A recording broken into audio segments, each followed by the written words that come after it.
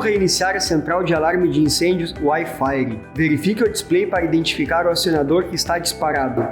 Após a identificação, dirija-se ao local indicado. Se não houver ocorrência de sinistro, retorne à central. Para desligar a sirene, pressione o botão silenciar. Após o silêncio da sirene, proceda ao reset para restaurar o funcionamento normal do equipamento.